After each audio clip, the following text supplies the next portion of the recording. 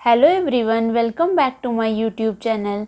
आज के वीडियो में मैं कुछ ऐसे गेम्स या एक्टिविटीज़ के बारे में बताऊंगी जिनसे बच्चे का ब्रेन डेवलपमेंट बहुत फास्ट होता है। तो चलिए वीडियो स्टार्ट करते हैं।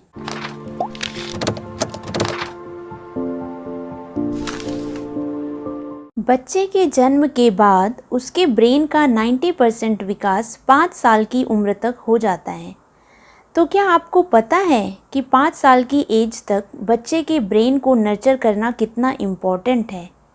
इस एज में सीखना केवल स्कूल, बुक्स और कुछ बोरिंग एक्टिविटीज़ तक ही सीमित नहीं है, बल्कि यह ऐसी एज है जहां पर आप भी अपने बच्चे के साथ बहुत फ़न कर सकती हैं। तो यहाँ पर मैं आपके लिटिल वंस के लिए कुछ एक्साइटिंग कलेक्शन ऑफ एक्टिविटीज़ लेकर आई हूँ। तो चलिए देखते हैं कि वे कौन से गेम और एक्टिविटीज़ हैं।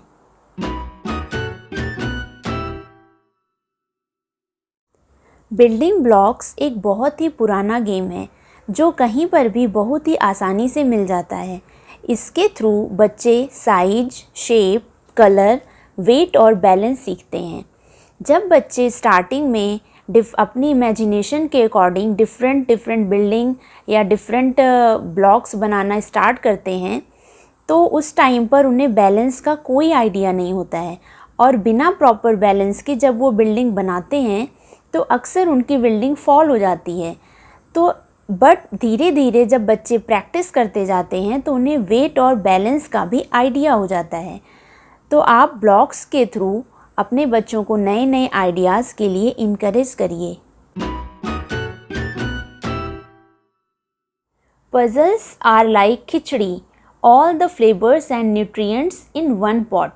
जब हम खिचड़ी बनाते हैं तो उसमें हम बहुत डिफरेंट टाइप्स की दालें, डिफरेंट वेजिटेबल्स, राइस सब एक साथ मिक्स कर देते हैं और सारे फ्लेवर्स और न्यूट्रिएंट्स हमें एक साथ ही मिल जाते हैं। तो सेम पजल के साथ भी होता है। जब बच्चा पजल सॉल्व करता है तो उसके ओवरऑल उसका डेवलपमेंट होता है। जैसे उसका हैंड आई कोऑर्डिनेशन डेवलप होता है, लॉजिकल रीजनिंग बढ़ती है, बच्चे की प्रॉब्लम सॉल्विंग एबिलिटी बढ़ती है। और जब बच्चा पजल सॉल्व कर लेता है तो उसका रिज़ल्ट ये होता है कि बच्चे का कॉन्फिडेंस बूस्ट हो जाता है। उसे फील होता है कि मैंने ये कर लिया। तो इस तरह कह सकते हैं कि पजल गेम्स भी बच्चों के लिए बहुत ही अच्छे होते हैं।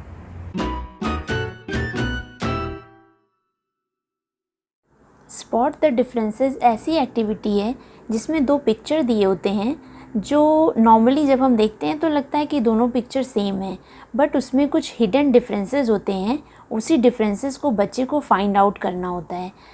तो अगर नॉर्मली बच्चा ऐसे सिंपली देखेगा तो वो फाइंड नहीं कर पाएगा। जब बच्चा फोकस और कंसंट्रेट करता है तभी उन डिफरेंसेस को फाइंड कर पाता है। तो इस एक्टिविटी से बच्चे का कंसंट्रेशन पावर बढ़ता है।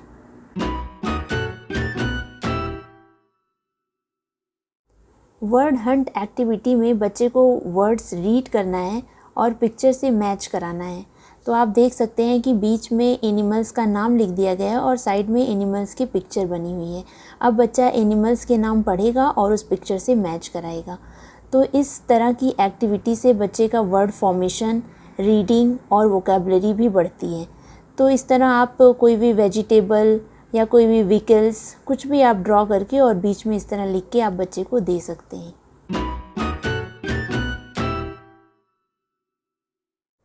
Role playing is a great way to boost creativity and imagination. बच्चे जब धीरे धीरे बड़े होते हैं तो उनकी ऑब्जर्वेशन स्किल भी बढ़ती जाती है। सपोज अगर बच्चे कभी पेरेंट्स के साथ हॉस्पिटल जाते हैं और तो वे वहाँ पे डॉक्टर्स को पेशेंट से जिस तरीके से बात करते हुए देखते हैं और वहाँ जो भी चीज़ें वो देखते हैं वे उन चीज़ों को ऑब्ज़र्व करते हैं। और जब वे घर पे आते हैं तो अगर उनके पास उस तरह की चीज़ें अवेलेबल हों, लाइक डॉक्टर सेट या गर्ल्स हैं तो किचन सेट, तो वे उस तरह उन चीज़ों से अपनी क्रिएटिविटी और इमेजिनेशन के अकॉर्डिंग खेलते हैं, जिससे उन्हें फ्यूचर में सोसाइटी के से कैसे डील करना है, सोसाइटी के साथ कैसे डील करना है और इन्वायरमेंट में उन्हें एडजस्ट करने में काफ़ी आसानी होती है।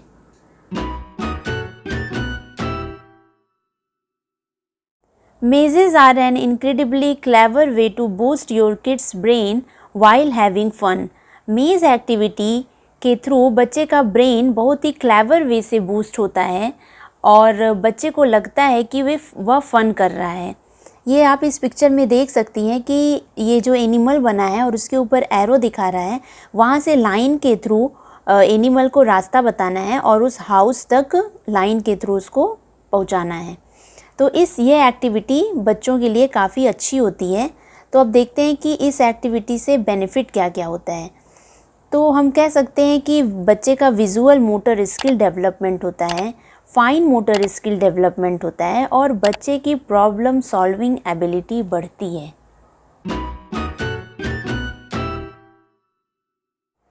कुछ ग्रुप गेम्स होते हैं जिनका बच्चों के माइंड को बूस्ट करने में बहुत इम्पॉर्टेंट रोल होता है। तो इस तरह हम स्लाइड पे कुछ गेम्स के नाम देख सकते हैं। फर्स्ट है बोर्ड गेम्स।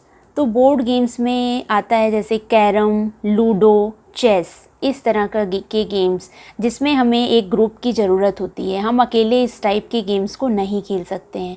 दूसरा है Simon says touch your feet. तो फिर फटाक से बच्चे को फीट टच करना रहेगा। Simon says touch your eyes, तो बच्चे को आइज़ टच करना होगा। हम लोग अपने टाइम पे इस तरह का चिड़िया उड़, तोता उड़, इस तरह का गेम खेलते थे। तीसरा है हाइड एंड सीक, लाइक छुपन छुपाई। चौथा है टच द कलर और पांचवा है न्यू लैंग्वेजेस। जब हम एक ग्रुप में होते हैं तो कभी कभी डिफरेंट स्टेट्स के लोग भी एक साथ रहते हैं, तो जिनको अलग अलग लैंग्वेजेस की नॉलेज होती है। तो बच्चों को इस तरह नई नई लैंग्वेज सीखने के लिए इनकरेज करिए, जिनसे बच्चे का माइंड अच्छे से डेवलप होता है।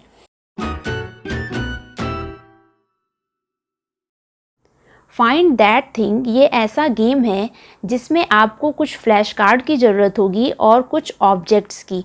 फॉर एग्ज़ाम्पल, आपने एक फ्लैश कार्ड में बॉल का पिक्चर बना लिया है। अब आप बच्चे से कहेंगी कि ये पिक्चर देखे, बच्चे को वो पिक्चर दिखाएंगी और बच्चे से कहेंगी कि वो जाए आपके लिए बॉल फाइंड करके लाए। और दूसरा है, सपोज आपने कुछ कलर्स की चीज़ों को वहाँ पे रख दिया है, तो आप बच्चे से कह सकती हैं कि बच्चा जाए और 2 ब्लू ऑब्जेक्ट उठा के ले आए। तो इससे बच्चे को कलर की भी पहचान हो जाएगी और साथ ही साथ बच्चे का कॉग्निटिव डेवलपमेंट भी होगा और बच्चा चीज़ों को पहचानने की उसकी क्षमता भी बढ़ेगी।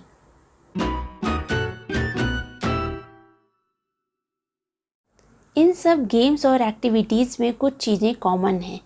इस तरह की एक्टिविटीज़ में बच्चा अपने माइंड्स, बॉडीज़ एंड सेंसेस का एट द सेम टाइम एक साथ यूज़ करता है, जिससे उसके ब्रेन डेवलपमेंट में काफ़ी हेल्प होती है। तो मैं आप लोगों से यही कहना चाहती हूँ कि बच्चों को इस तरह के माइंड गेम्स और एक्टिविटीज़ के लिए इनकरेज करिए और आप लोग भी बच्चों के साथ खूब ढेर सारा एंजॉय करिए। और अगर अभी तक मेरे चैनल को सब्सक्राइब नहीं किया है तो प्लीज़ मेरे चैनल को सब्सक्राइब करना ना भूलें। Thanks for watching.